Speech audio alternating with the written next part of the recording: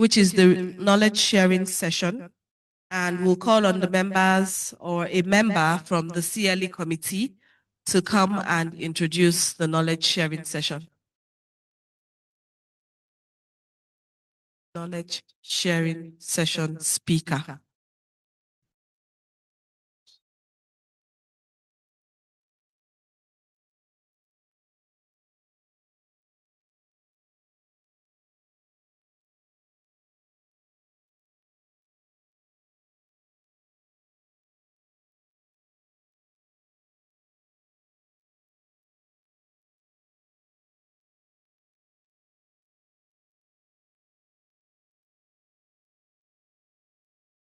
Good afternoon, everyone. Good afternoon, Leonard Silk, my seniors, colleagues. I'm a member of the CLE committee, and today we would have our KSS. We have a consummate rainmaker. He's my boss. I mean, once your boss, always your boss, and he truly is my boss. I did steal some ideas from him around even dressing, rainmaking, and all sorts. I learned my first oil and gas from Mr. Dayo Kusami. He remains my boss. He's been magnanimous. He's been. I mean, he's tough, but at the end of the day, you come out excellent. He's here today to speak to us about rainmaking. Because if we do not have transactions, then there's no money to be made.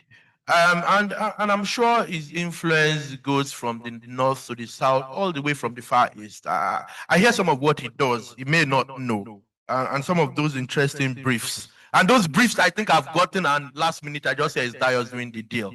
He doesn't know I know, but I do know Dio. So I've been inviting him. It's very efficient. He had prepared slides, but I thought it'd be better to have a conversation rather than just have someone speak to us, you know. And I've got my brother, Majemite, who is going to be the one interviewing him. It will be a fireside chat. That's my understanding. I do hope we're set for that. It's a fireside chat. I'm not sure where they will be sitting. Is it where? Okay, they'll be sitting here. Okay. So I'd like to invite Dio. He's a partner at Templars. I mean, you know what everyone says about Templars and how they pay. There's someone from LIRS here. So, yeah, you know, we hear that. So Dio is fantastic. He taught me, like I said, oil and gas, and he's here to give us some of what he does know. I know he won't tell us everything. Maybe he will, but I'm not sure he will. He can in 1 hour. So Dayo Okusami is a partner at Templars, and I always think he's a poster child, right? So my friend and brother will be coming to ask him a few questions, and I believe after this session, and we have about 500 people online, if I'm not mistaken. Last time I checked, we're almost 500 people online. So we have quite a number of people who would also be listening in, apart from those who are here physically. I understand there was a change of time from 1 p.m. to 3. So I guess that prevented more people from attending physically. But we have quite a number of people online. So Dio, I'd let you and my brother do your thing. Thank you very much.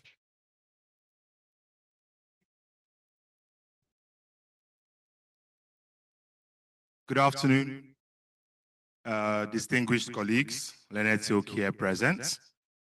Dr. Oni described Mr. Okusomi as his Oga. And so I will also latch on to that and claim him as my boss as well. He's one of the people that are making my MD to say, you are paying too much to your legal counsel, to your external legal counsel. And you can see it in the quality of his suits, his spectacles. And it is our hope that today you'll be able to have gotten some nuggets as to how we too can tap into the rich resource that is legal practice. And so we'll just delve right into it. So good afternoon, Mr. Kusomi. Good afternoon. Yes. So this rainmaking, right? Personally, I believe that legal practice is a lucrative profession. I believe that lawyers should live well, eat well, you know, be able to afford nice things of life. But then we keep hearing this word rainmaking, either as a salaried associate or even as an equity partner or perhaps even the sole proprietor of your firm. But what does rainmaking mean to you specifically? Thanks. Good afternoon, everyone. Rainmaking is business development. Not to over-lawyer it. Back in the day, you called the people who claimed they could make rain. It's basically business development. And it starts from something I learned from Ogoga Pata, my managing partner. And I said it, in our firm, we have weekly meetings on Tuesdays. And I said it in the meeting yesterday. We're in the business of law. So law can be lucrative. It is for a lot of people, but there's the business side of it. We'll get into that. But the most important thing is if you're not generating business, it doesn't matter if you're the smartest lawyer in the country. No one's going to know you to be able to instruct you for you to apply that knowledge. Great. Thank you. So I hope we're taking notes.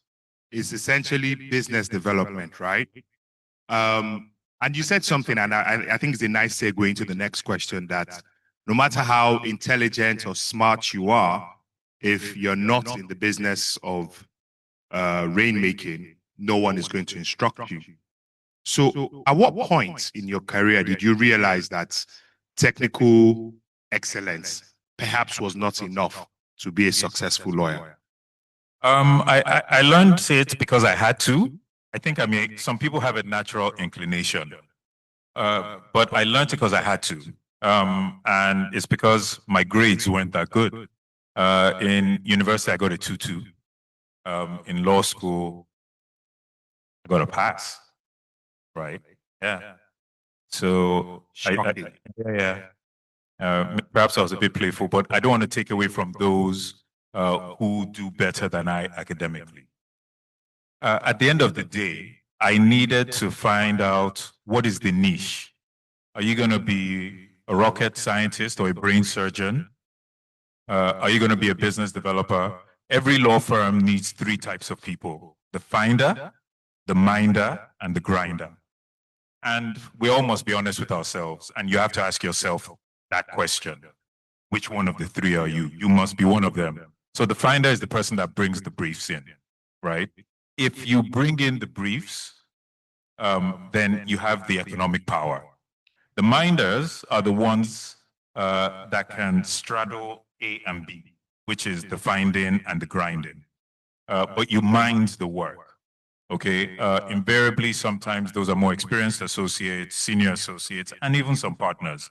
The grinders are respectfully the workhorses, the people that do the page turn. Now, for you, in my opinion, to be a finder, you must have been a grinder at one point. Any associate who has worked with me, I tell them, everything I tell you to do, I did it myself. So you can't run one over me. However, if you're not able to evolve from being a grinder to a finder, then invariably you're going to be stuck somewhere. It doesn't matter if you want to start your own law firm. It doesn't matter if you want to ascend in a law firm. It doesn't matter if you want to go in-house. You must invest in relationships.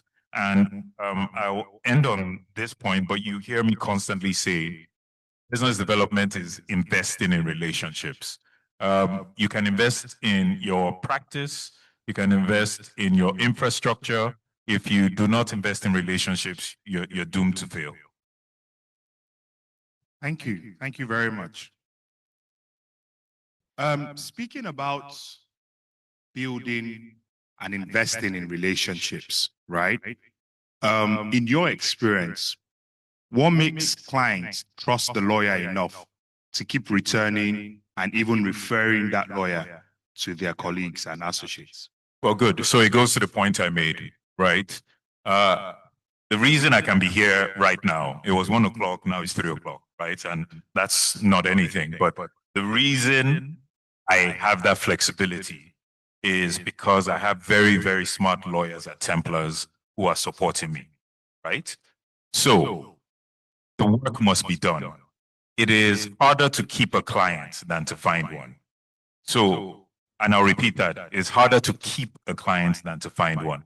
I was instructed this morning on a pretty good job from the client that took it from another law firm that I respect, right? So it goes to, you find the work, you relax, you take your eye off the ball, go to look for the next client, but your minders or grinders are not doing what they're supposed to do.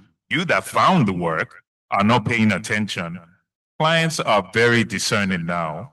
And a lot of times, if you're with very exposed clients, they know the law. They just want you to confirm what they already know, right? So the quality of work in itself is business development because, again, speaking to this client, I was instructed this morning, it was another client that referred this client to me. This client was talking to another client and they were saying, oh, yes, I use this law firm. And they said, well, you know, why don't you talk to Dyer if you're not getting results, right? I will not work on this transaction that is pretty lucrative, right? But it goes back to having the support and delivering the type of service that if you were a client or you that you're in-house, right?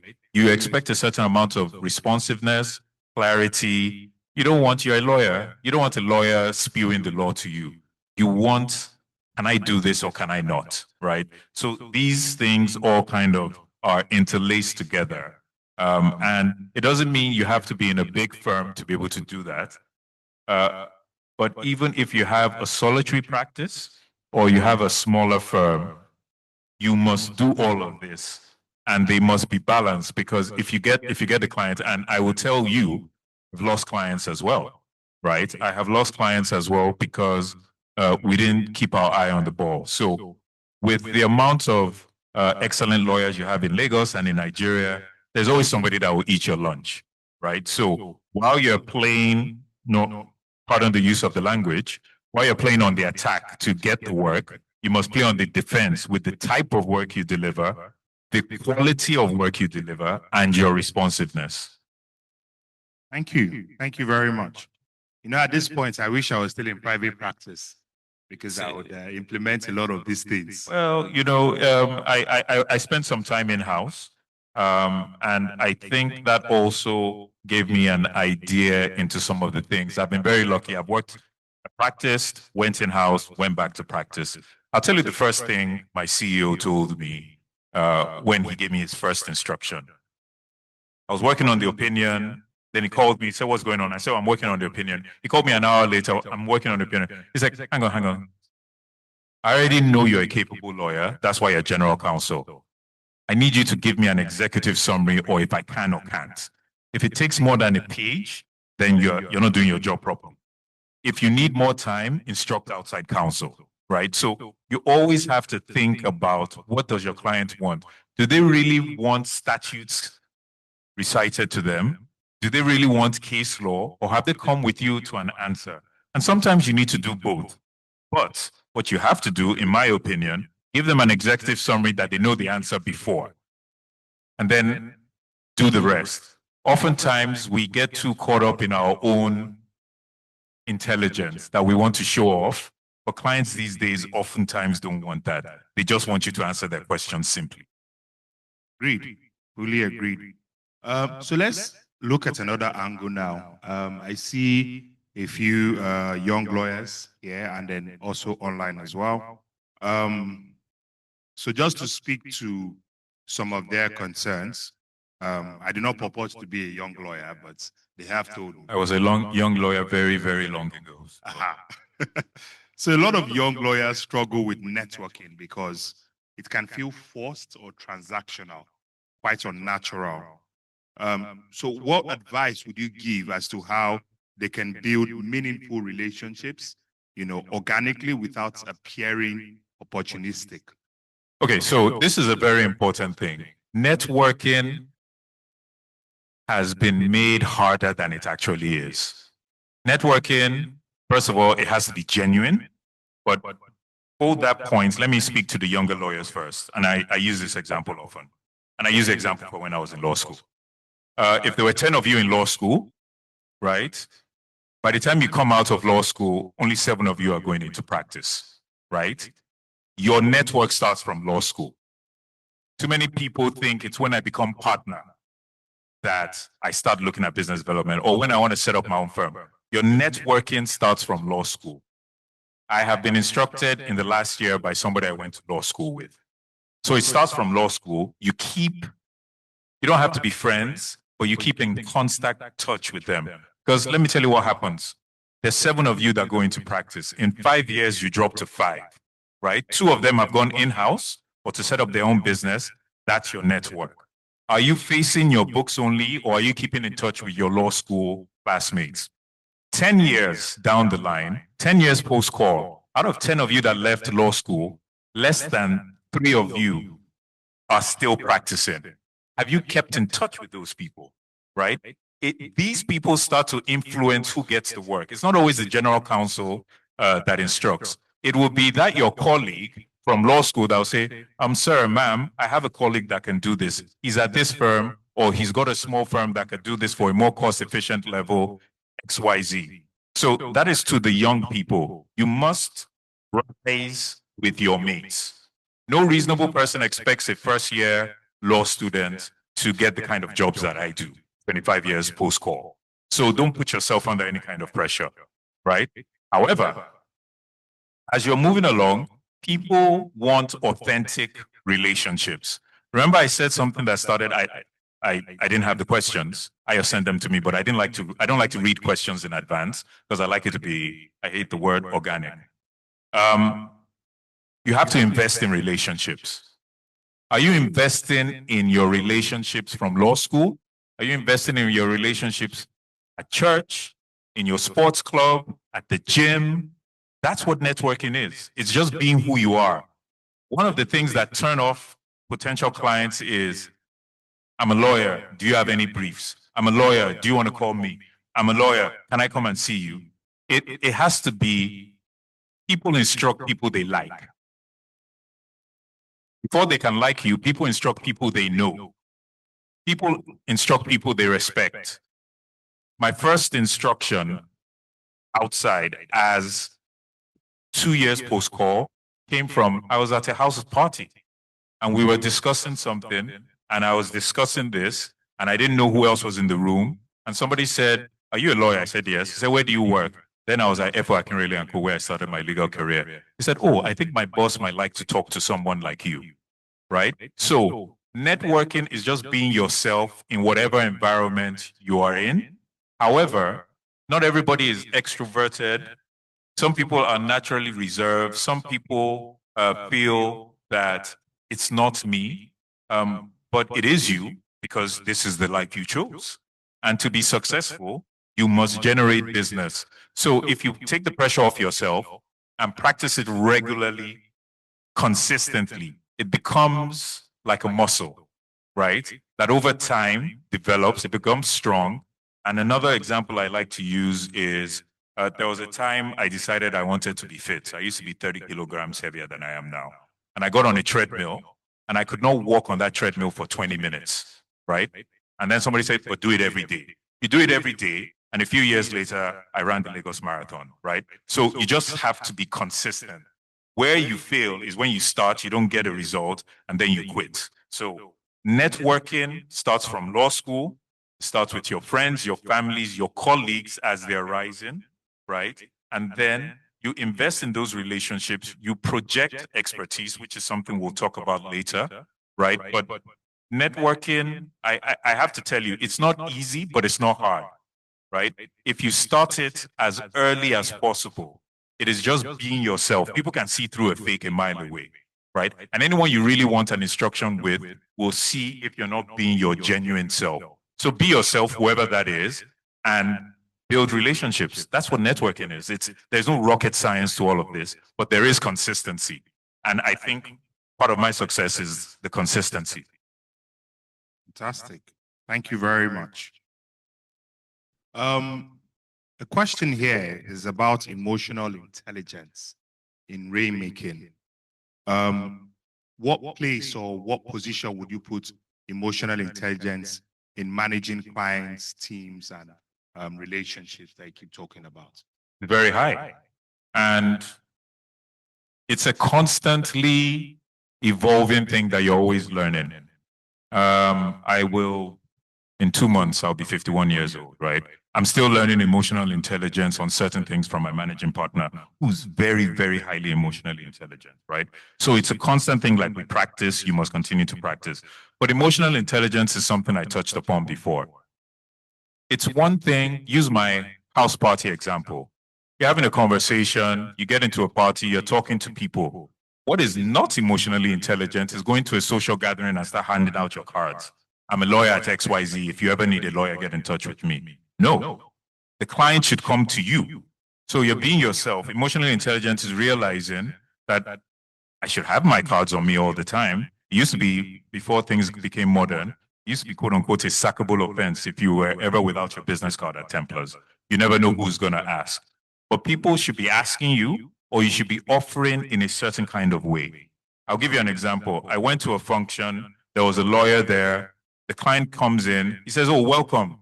Oh, I'm glad you came. I'm surprised." No, he said, "I'm surprised you came because you haven't instructed us before." As the, yeah, see, he's in-house.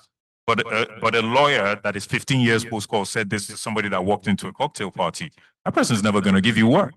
So it's about just taking a beat, taking a breath, and getting people to know you. If they know you, they will instruct you. My firm, I co-head what we call our finance, energy, and projects practice. I head our energy and natural resources practice. The instruction I talked about this morning has nothing to do with my practice area. One of my partners is here. She'll tell you half of the instructions I bring to the firm have nothing to do with my practice area. I'll go as high as 70%. But because I'm now a known element who's made an effort to make sure you will not forget my name or my firm. So even if you have a dispute, even if you have a finance problem, you will come to me, right? Because I've invested in being very deliberate about that. Thank you. So something I picked from what you were talking about is, being your authentic self, obviously. But then speaking to someone who says that they do attend these events, but then they go unnoticed, would you say it has something to do with their personal brand or just strategic visibility? What sort of advice would you give to such a person? It's both. In my early years of trying to be business development, I was at a conference with, I refer to him a lot, but he has actually taught me quite. So I was at a conference, international conference with Mr. Pata, and it was my first conference with him. And we had gone to London, and there were 400 people in the room. And I was like, I better show that he hasn't wasted his money. So I go around talking to people, introducing, moving, handing my card out. During the lunch break, called me aside. He said, "What are you doing?" I said, "Oh, I'm trying to talk to everybody in the room." He said, "Yes, but I was watching you. As you shake someone's hand, I saw you looking at someone else. You're always scanning the room. You're not paying attention to the person in front of you. You're doing what in conference circles they call death by 1,000 cards." He said, "I saw you talk to 10 people. None of them will remember your name. They'll remember nothing you said to them because you didn't engage with them on a personal level. You're looking for the next person you could give the card to. And then you didn't engage in any meaningful connection." He said, "It's better." And I'm coming to your question now. He said, "It's better to come to this conference and talk to 5 people. 5 people that will remember your name, that will respond when you send that follow-up email after the conference, which you should always do. People collect these cards and chuck them away. How are they going to engage with you? But if no one remembers you after this conference, then you've wasted the money that you thought you were not wasting. So talk to 3 people. He said, if you talk to 3 people that will answer your email when you leave this conference, then that's all that is done. Sometimes we try and do too much in a limited amount of time, right? So it goes back to that. You go to a conference, and just people that go to a conference, unless they're being negative, that's the politest word I can use, they've come there to learn and to meet people. Go up to them, introduce yourself to them. Don't try and sell your firm. Let them know the person. Talk to them. Find out what they do. Find out if they like their job. Find out what they've done. they will remember you, send an email, because business development or rainmaking is not about going to a conference and getting instructed from a conference. It's about going to that conference, building that relationship with that person that may hopefully instruct you in a year or two. You have to build that pipeline. And to be able to build that pipeline, you can't be rushing and you can't make people a commodity. If you make them a commodity, you treat them like a commodity, they're not going to engage with you, they're not going to connect with you, and then the next lawyer is going to spend 10 minutes talking to them, might take them out for drinks later, not because he thinks they're going to give them work, but because he's trying to leave that conference with 2 people or 3 or even a 1 that he has that relationship with that may not pay for 5 years down the line. You've got to play the long game. Thank you. Thank you. I will just quickly share, well, it's not my personal experience, but one of my former bosses is always quick, and I see some of my colleagues here as well. There was a conference that he went to, an MBA conference, and he had a fantastic time with this gentleman who was also a lawyer. Fast forward 2 years down the line, like you mentioned, I'm certainly not at the conference. One of the firm's biggest clients, you know, the managing director actually, is arrested by the Inspector General of Police himself. And the high power team that goes there, you know, no one is able to make progress. There are several lawyers that are trying to bail this MD out. Long story short, my boss goes there, and guess who the IPO is? Is this chap who, you know, they had a fantastic time 2 years ago. And simply because my boss was the one who came, my boss didn't speak one lick of English. He didn't quote one law as to there's no reasonable cause of action. There's no, you know, all the fanciful English that we lawyers like to speak. He simply released that managing director to my boss because of the relationship. So that corroborates exactly what it is that you've been talking about. It may not necessarily be in terms of bringing business, but that was certainly value to the clients and value to the firm. No, it does. It does. I respectfully have a different view. It does bring business because they've seen what you can do, right? They are the ones that would say, this is the person that got me out of trouble. They're the ones that will say, next time, this person will get me out of trouble. It even happens within a firm, right? This morning, we got an inquiry yesterday. I sent out instructions. This morning, managing partner said, why did you assign that team? I said, oh, because this person did that deal before, this one did this. So I put it together. I said, well, I'm not sure I agree, but I understand, right? It is what you've said. It is, you need to have built up relationships and subject matter expertise. Now, let's not get away from an important point that I wish to reiterate. It doesn't matter how good a rainmaker you are, right? If the work can't get done by you or someone else, remember that thing that I said, it's harder to keep a client. They'll move on to the next person, okay? So what happened is your former boss delivered on the performance of the work. Absolutely. Which solidified the relationship. And whether he knows it or not, led to more referrals. I agree. I agree. So let me just check on time. Do we still have time? Okay. Okay. So just, I think just the final question, just so that you can then give your closing remarks. Looking back on your experience and your journey, what would be the biggest lesson about people, business development, or relationship management? I think you've spoken to it, but what would you say is the touchstone of what you've been talking about? I would say consistency. I would say don't overthink it, and don't overthink yourself. Not everyone has to like you. Not everyone has to engage with you. But if you are yourself, there will be people that do. People instruct people they know. People instruct people they like. Because fortunately or unfortunately, there are a lot of lawyers here, right?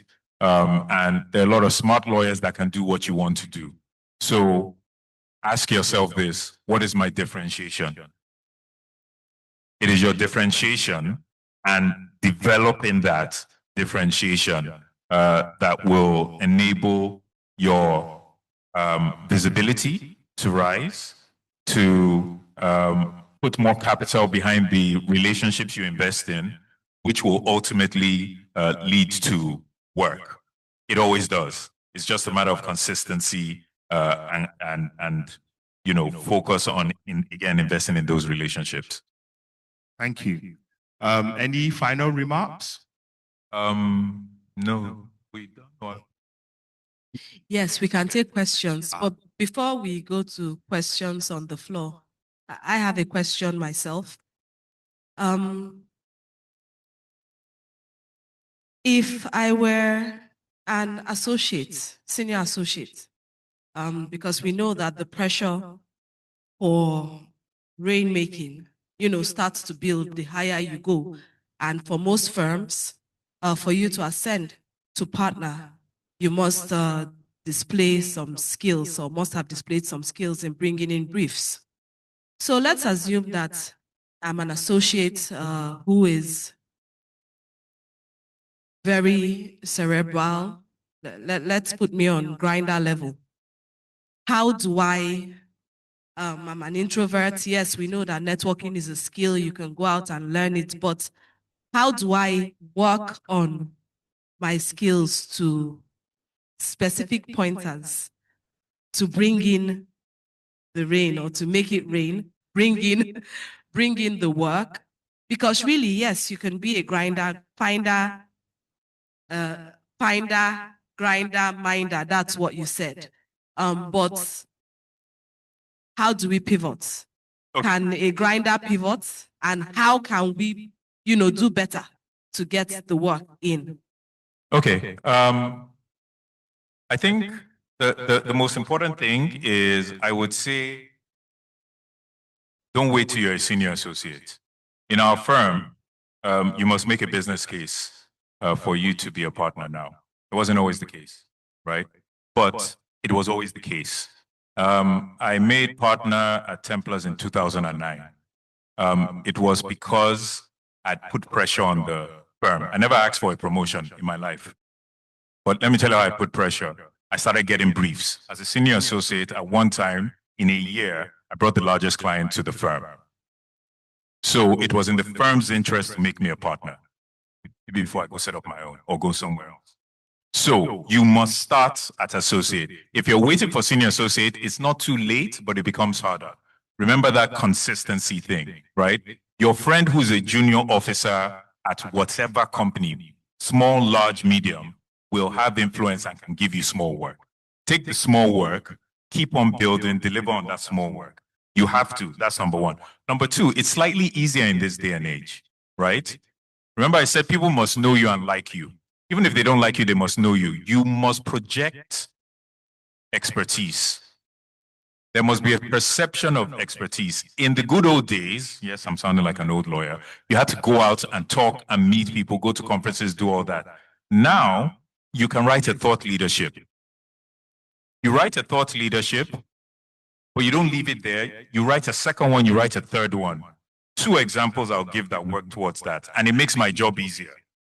My partner, he's our deputy managing partner, Chike, was instructed last year on a thought leadership he wrote 10 years ago on CBN Forex manual changes. This international client says, oh, we're looking for something in Nigeria. We did a Google search. Your name came up. This is our problem. 1. 2, if any of you see me, in fact, I tell my managing partner doesn't like it. So I tell you what I'm about to tell you next. I was at a party on Saturday. I saw the legal advisor of one of the largest oil and gas companies in Nigeria. And he said, Dio, on LinkedIn, all the time, posting this, posting that. I said, yes, you're never going to forget me. Now, it is easier because, A, I self-publish my thought leadership. If my partners do anything that has nothing to do with what I do, I publish it as well. Now, I need to distinguish this because I see a lot of this, and this is more to the young lawyers, right? And I'll end so we can do more questions. Be very careful how you curate your professional standing. I'm on LinkedIn a lot. I see a lot of lawyers, right? And they're doing the wrong thing. In my humble opinion, and I've been doing it a while, and I think I'm fairly good at it. LinkedIn is not Instagram. Don't wish yourself happy birthday. Don't congratulate your wife. don't do any of that. You're there for work, right? Don't get into anything political. However, to your question, if you are a grinder and you're not good with people, then use that you're grinding and give yourself a target. Every quarter, I'm going to write a thought leadership on a niche or an area that I've decided I want to project expertise on.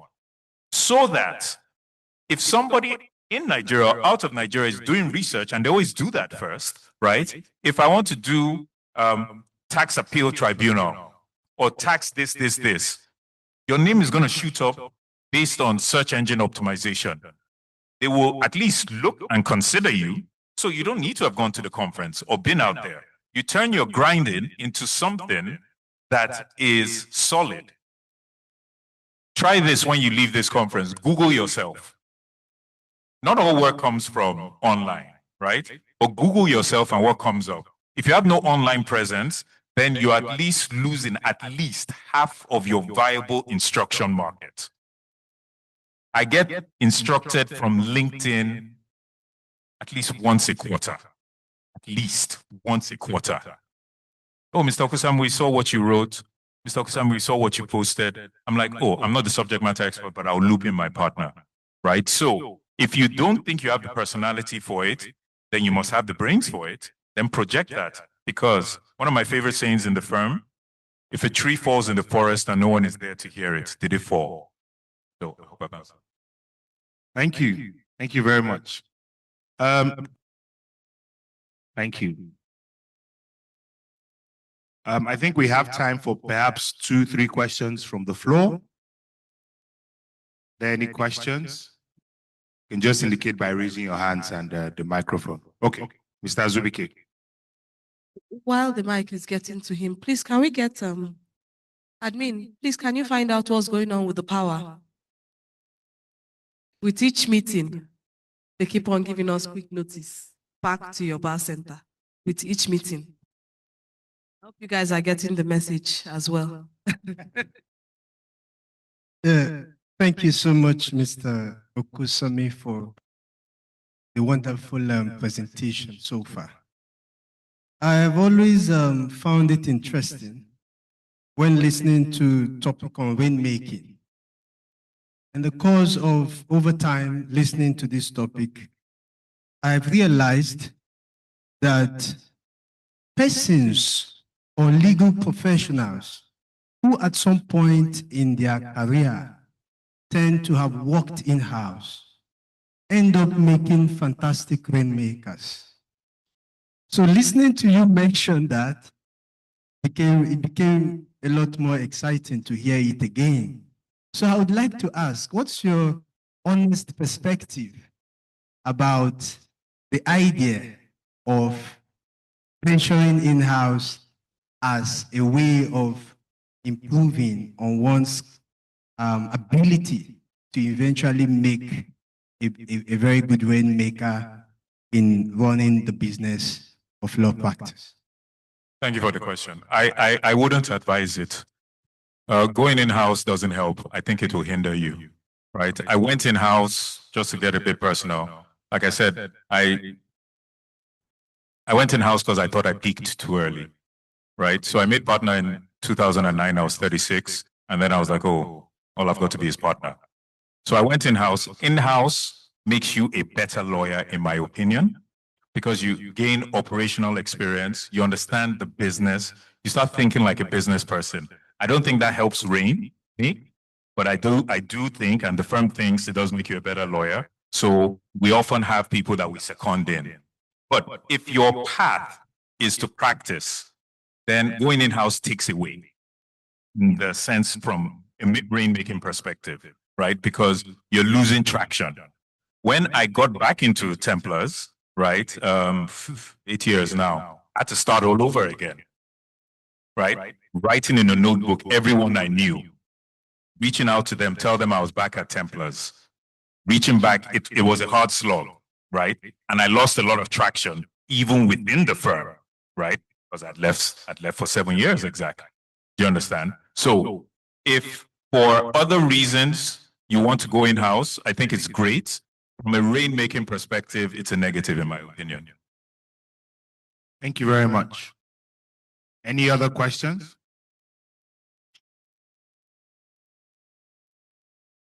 Okay, at the back?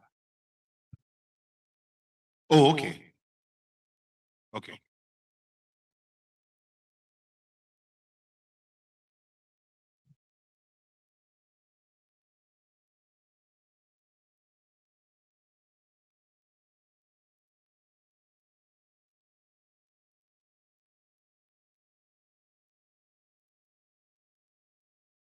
Okay, thank you very much for the insightful session.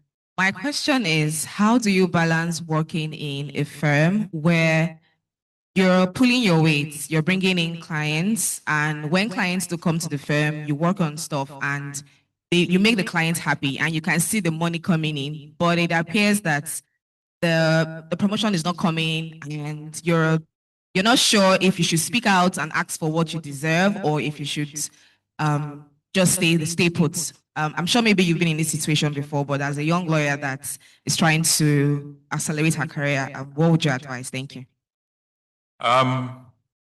You need to know where you've put your hat. Okay. At Templars, a first-year associate that brings in a client gets a revenue cut. In standard, gets a revenue cut. Yeah. So if you are a corporate and you bring in work to Templars, you get a cut of the revenue. But that's the Templars way of doing things, right? One. Two, going back to that scenario I told you about me bringing in work. I believe the partnership made a strategic decision that it will be cheaper for me to be a partner than continue to get a cut of the work I was bringing in, right? So if you're working in a firm that doesn't recognize that, then you should speak to them calmly, respectfully. It may be that they hadn't thought about it, right? And most people who are reasonable want people working with them to live, it was mentioned earlier on, a reasonable, comfortable life, right? I don't understand a scenario where you would bring in work and not see an upside because it's motivation to bring in more work. If your principal doesn't recognize that, then, and you talk to them and they're not open to that or open to promotion, you Decision. you need to make a decision. Okay. Perhaps the last question, if there is, and we can round up. It's getting darker and darker. Middle. Okay. Yes.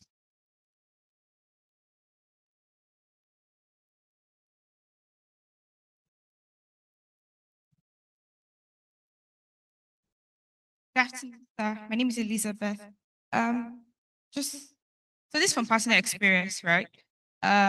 Realize that you're a young lawyer, and yes, you make the connection, or maybe based off of relationship with other people, you have people that want to give you, that want to instruct you, but then you have the feel that you don't have the expertise, right?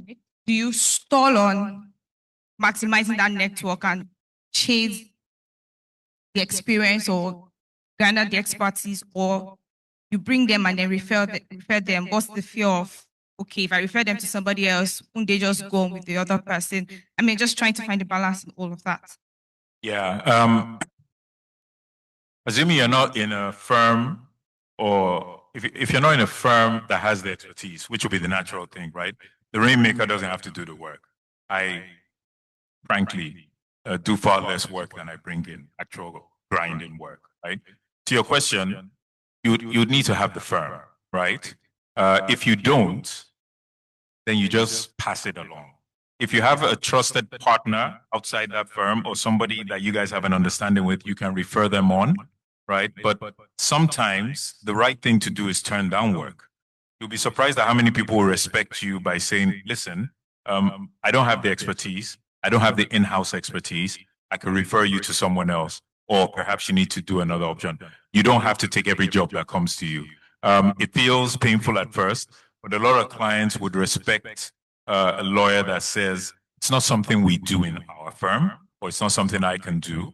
You might have to consider your other options, or I'll refer you to someone else.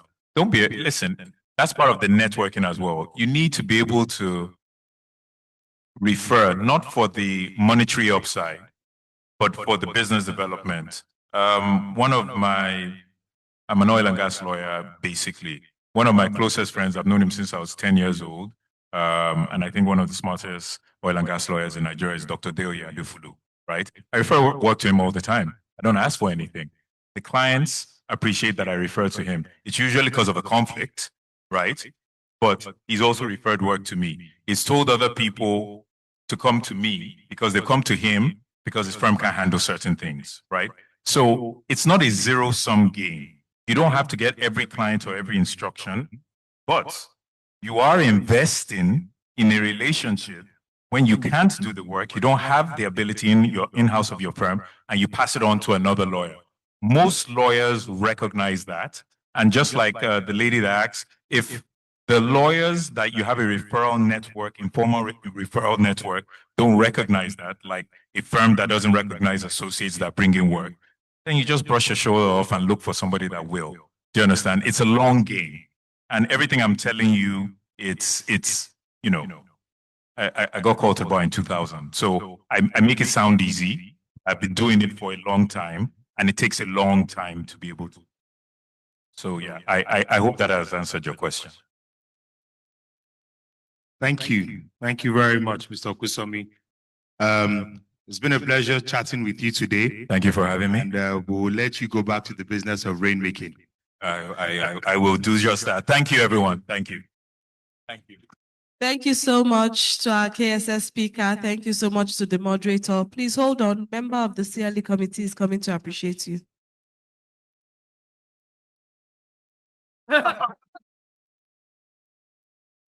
It's been a very wonderful session, and I believe a lot of us have learned a lot from the great expertise of Mr. Okusomi. I want to say a very big thank you for honoring us with your time. We know it's quite tough to drag you out of rainmaking to come speak to us. On behalf of the executives of MBA Lagos branch and the CLE committee, we just want to present this to you. Thank you. And to my very dear friend, Bobo, I'll call him the Bobo. Thank you very much for attending to us at very short notice and for leaving work from driving from Ibadan to come help us moderate this session. I believe you've done very well. On behalf of the executives of the MBA Lagos and the CLE committee, we present this token to you. Thank you. Thank you very much. Thank you very much, Saz. Thank you. We were the better off for it.